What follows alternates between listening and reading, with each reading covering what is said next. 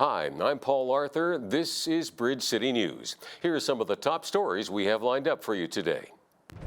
Prime Minister Mark Carney will be heading to China next week to work on restoring relations with the economic giant. Plus, the U.S. seizes 2 sanctioned oil tankers and says it has started to market and sell sanctioned Venezuelan oil worldwide. We have details from the investigation into the cause of the arena explosion at the town of Tabor's Community Center. Your nation, your province, your southern Alberta. From the heart of Lethbridge, it's Bridge City News. Thanks for joining us. Canada's Prime Minister is planning a short trip to China next week as the two countries move to restore stronger ties after years of trade and political tensions. Mark Carney will be talking about international security, trade, energy, and agriculture. With more on the story, here's Dylan Robertson from the Canadian Press. Prime Minister Mark Carney is off to China next week in the first visit of a sitting Canadian Prime Minister to China in 8 years. This is a state visit. It comes after years of a lot of turbulence in the relationship, everything from Canadians being detained for multiple years to economic concerns, Canada trying to navigate its relationship with both the United States and with China. So it's a pretty high-stakes visit. We're not sure what outcomes are going to come from it, but the fact of the visit itself and getting an invite from President Xi Jinping is pretty huge for Canada. So Mark Carney is trying to recalibrate the relationship. It's not really a reset. It's more about trying to put out the terms of where are we going to focus, what are we going to hive off entirely? And that's primarily on issues around national security, on any kind of research that could be sensitive, on our concerns about the Arctic. There's a lot of Canadians who feel that we should be incredibly cautious with China, given its human rights record, given what we're seeing in Hong Kong right now, a lot of Canadians with roots in Hong Kong, given allegations of slave labor, of Uyghur people, and more than anything, given coercive trade practices. We'll be watching to see how Prime Minister Carney manages expectations around this. You know, can he get a win? Can he get an investment deal? We saw a lot coming out of a short visit to Abu Dhabi, billions of investment. I'm not sure if we're going to see that this time around. I think we're going to see these meetings in these large palatial halls with nice communist architecture. I think we're going to see a lot of pomp and circumstance, but it remains to be seen if we're going to actually launch anything to build on, the strategic partnership that we have. We still are technically a strategic partner of China despite all of these issues. So in short, we don't really know what's going to come out of this visit, but the fact that it's happening is hugely, hugely significant. The U.S. government says it's selectively removing sanctions to enable the shipping and sale of Venezuelan oil to markets worldwide after it seized 2 more tankers. The U.S. seized 2 sanctioned oil tankers linked to Venezuela in the North Atlantic and the Caribbean Sea. This comes days after the U.S. captured the president of Venezuela and took him to New York on drug-related charges. The U.S. has seized 2 sanctioned oil tankers linked to Venezuela in back-to-back actions in the North Atlantic and the Caribbean. U.S. European Command announced the seizure of the merchant vessel Bella 1 for, quote, violations of U.S. sanctions in a social media post. The U.S. has been pursuing the tanker since last month after it tried to evade a U.S. blockade on sanctioned oil vessels around Venezuela. Then, Secretary of Homeland Security Kristi Noem revealed that U.S. forces also took control of the tanker Sophia in the Caribbean in a social media post. Noem said both ships were, quote, either last docked in Venezuela or en route to it. U.S. Secretary of State Marco Rubio suggested the seized petroleum would be sold as part of a deal under which Venezuela would provide up to 50 million barrels of oil to the U.S. President Donald Trump says the U.S. will always be there for NATO as his ambitions toward Greenland rattle a military alliance. At a White House press conference today, Press Secretary Carolyn Leavitt was asked what the U.S. has to gain by taking control of Greenland, considering that there is already an existing treaty in place that gives America the right to build military bases on the island. More control over the Arctic region and ensuring that China and Russia and our adversaries cannot continue their aggression in this very important and strategic region. And there would be many other benefits as well that, again, the President and his national security team are currently talking about. Why not rule out taking it by military force? I know that past presidents and past leaders have often ruled things out. They've often been very open about ruling things in and basically broadcasting their foreign policy strategy to the rest of the world, not just to our allies, but most egregiously to our adversaries. That's not something this president does. All options are always on the table for President Trump as he examines what's in the best interests of the United States. But I will just say that the president's first option always has been diplomacy. Canada is a member of NATO, and Prime Minister Mark Carney has joined multiple European leaders defending Greenland's sovereignty. Manitoba Premier Wab Kinew and other leaders met earlier today with the chief of a beleaguered First Nation crippled by a frozen water system due to a days-long power outage. They surveyed the damage that prompted the Michikamek Cree Nation to declare a state of emergency. Damage to critical infrastructure has forced thousands out of the northern community with no timeline on when they can return. Chief David Manias has said it's unclear how many of the more than 1,300 homes in the community have been affected by pipes bursting and sewage seeping in because there have not been enough resources to check on buildings. He says the community's schools are also inoperable. Local council member Shirley Robinson asked the province for help and expressed some of the emotions and challenges this community is facing. Premier Wab Kinew, I know you're listening. Declare that state of emergency with us and get the army into Cross Lake as soon as possible. Bring our children out. Bring our elders out. Bring the community out. The homes are smelling like sewer already. They shouldn't be there. They haven't had a good, decent meal. They've only been relying on sandwiches because both our stores are without power. They've been living like that for the past 4 days now, going on the 5th day. Meanwhile, some First Nations chiefs are expressing alarm over the federal government's lack of commitment to source water protection. They say Indigenous Services Minister Mandy Galmasti's refusal to commit to these protections in a promised clean water bill shows Ottawa is sidelining the health of Indigenous communities in its push to build up the economy. Clean water legislation that failed to pass before Parliament was prorogued last year. Galmasti said last summer she was committed to reintroducing the bill, but during a recent interview she wouldn't commit to including the same source water protections in the new legislation. Alberta police say a man who stabbed a Mountie was shot by the officer near Grand Prairie on Tuesday.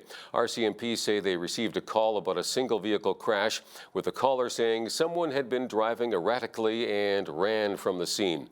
Mounties say when they arrived, the officer and the driver were injured in an altercation. Both are expected to recover.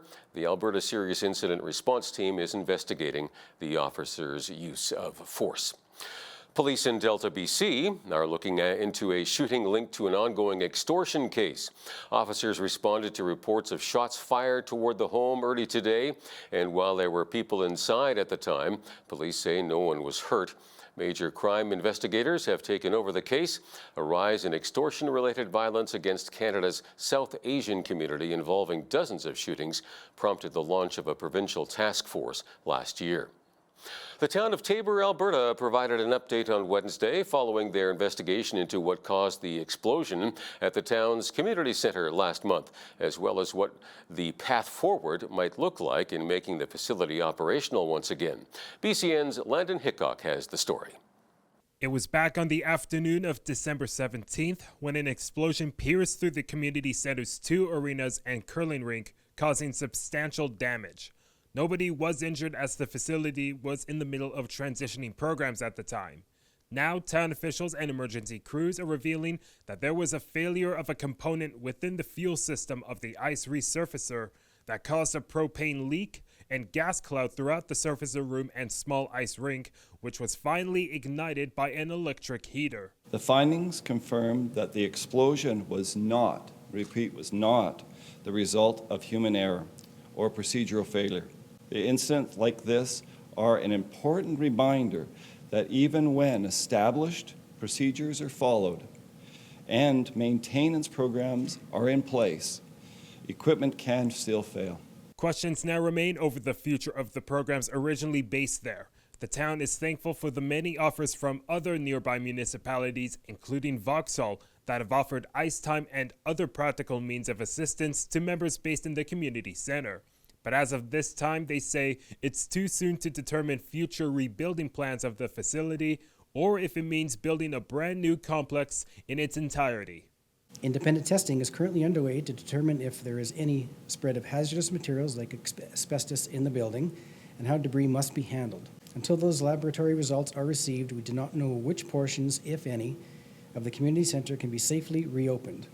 We don't have a definitive timeline on those results of the testing, though we are anticipating having them by mid-January. At this time, we do not necessarily have any confirmed financial information. Insurance assessments and cost evaluations are ongoing, and the process is expected to take weeks, if not months, to complete. Town officials, including Mayor Andrew Prokop, commended emergency crews for their response and efficiency, as Fire Chief Munshaw claims crews ensured all safe measures were taken in the emergency situation. The protocols that are in place here are very, very effective, very efficient, very thorough, and that's what training of our fire department emergency personnel are all about for incidents just like this. And that's why, as a result, you get the best end result possible. Town Council is in the early stages of discussion and will take careful consideration of the next steps, which involve community needs and input, costs, and funding options. The town last week announced their intentions to run for Kraft Hockeyville, where the grand prize winner can earn $250,000 in arena upgrades. It certainly fits that criteria about us showcasing what Tabor's all about as a hockey town, hockey community, as are many others within the country. But it is very positive going forward, so it's nice to have that kind of option out there as a possibility, and hope to be successful with that in the future. For Bridge City News, I'm Landon Hickok. An update on the Alberta Substance Use Surveillance System reveals that 2 people in Lethbridge died of drug overdoses in the month of September. That brings the 2025 total of overdose deaths to 10 within the first 9 months, a rate that still remains the lowest since 2016, which saw 12 deaths within the whole year.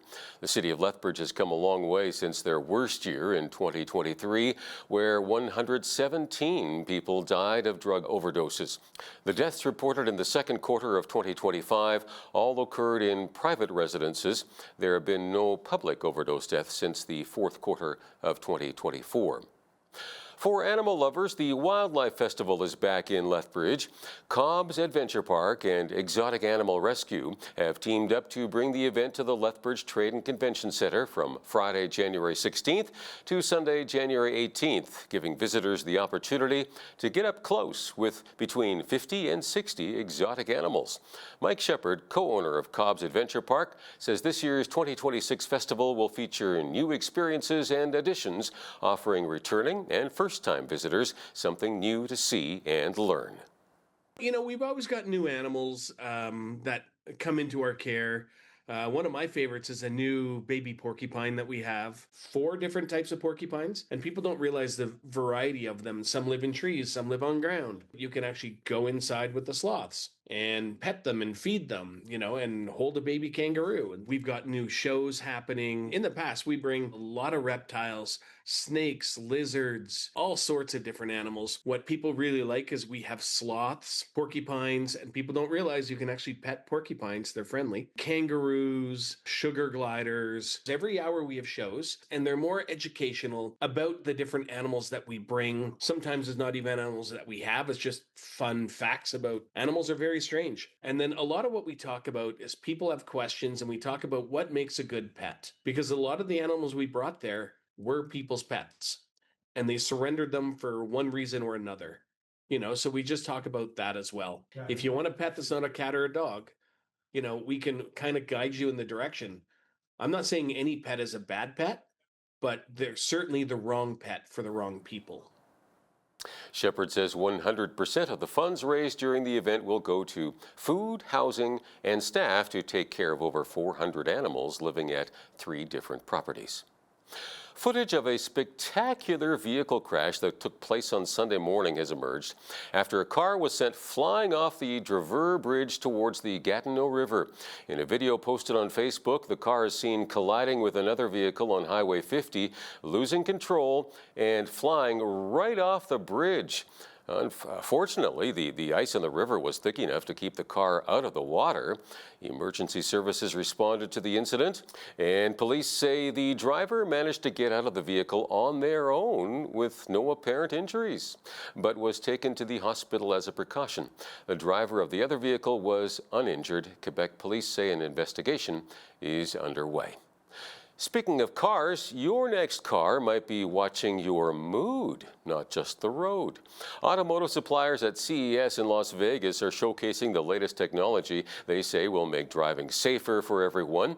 But the overabundance of data being gleaned from this technology has alarm bells ringing for privacy advocates. Your next car might be watching your mood and not just the road. Automotive suppliers at CES in Las Vegas are showcasing the latest technology they say will make driving safer for everyone. Are they sleepy? Are they drowsy? Are they not seated properly? Are they eating, talking on phones? Are they angry? You name it, we can figure out how to detect that in the cabin. Gentex's driver monitoring tools are contained in a car's rearview mirror with a camera pointing into the cabin. New government regulations require automakers to be able to detect distracted and drowsy drivers, but these systems detect much more. We can also do vitals, so we can detect your heart rate and your breath rate. That's contactless. We're actually using a camera to do that just by looking at the individual. The glut of data being collected is raising alarms for privacy advocates. If your car manufacturer has access to it, is it the fact that if you're liable, they'll use the data against you? If they made a mistake, maybe you'll get access to that to prove that. Brookman says the industry is still trying to establish the rules of the road for what automakers and tech companies are allowed to do with driver data. I think there are ways to deploy these technologies in ways that are privacy preserving. I think some companies are doing that, but if there aren't really clear established norms or a lot of laws, maybe not enough laws to make sure these technologies are deployed responsibly. A new report forecasts Canadian growth will slow to 1.5% this year from 1.7% in 2025. Deloitte Canada chief economist Dawn Desjardins says she is cautiously optimistic that the economy will gain momentum through the second half of the year. She says a review of the Canada-US-Mexico Free Trade Agreement scheduled for July will be pivotal, and potential changes that restrict or eliminate access to the key American market present a risk. The Canadian economy may hit a turning point on business investment as firms get more clarity and see support from Ottawa, particularly in the infrastructure and natural resource sectors. In the short term, Desjardins says government spending on defense and assistance provided to sectors impacted by U.S. tariffs will also help the Canadian economy. Mounties in BC are investigating an alleged fraud perpetrated against a Denny's restaurant by 3 former employees who allegedly misappropriated an employee's tips account.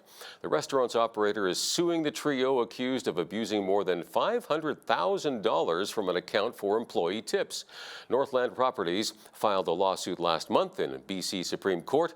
The company's claim was filed weeks after it allegedly discovered multiple unauthorized digital transfers from the restaurant's tipping system to an employee's account between November 10th and December 1st.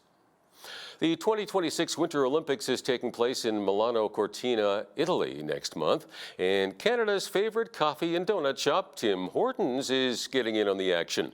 With more is Michelle Zadikian from the Canadian Press. Tim Hortons might be synonymous with hockey and winter sports, but this year it's clinching a new sporting title, Olympic sponsor.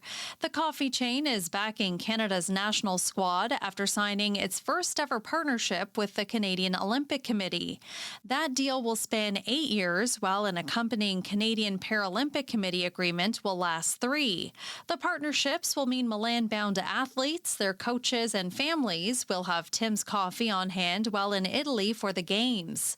At home, customers will receive their hot drinks and Timbit orders in Olympic-themed packaging. Every time Canada lands a gold medal, Tim says members of its loyalty program will also receive special offers. Rounding out the company's Olympic efforts will be new collectible trading cards, viewing parties in several major cities, and a TV campaign with hockey stars including Sidney Crosby, Nathan McKinnon, and Sarah Nurse. And now, here's a look at today's markets. The TSX was down 271 to 32,135. The Dow was down 466 to 48,996. The S&P 500 was down 23 to 6,920, and the Nasdaq was up 37 to 23,584. West Texas Intermediate Oil was down 76 cents to 56.36 US per barrel. Natural gas was up 20 cents to $3.55 US. Gold was down 40.11 to 44.5601 US an ounce, and silver was down 3.04 to 78.19 US an ounce. Feed wheat is at $7.40 per bushel, barley is at $5.88, canola is at $14.03, and corn is at $7.32 per bushel. Live cattle February contract was down 2.10 to 234.52. Feeder cattle were down 2.57 to 359.60, and lean hogs February contract was down 87 cents to 84.80. The Canadian dollar was up slightly over the past 24 hours and currently sits at 72.20 US.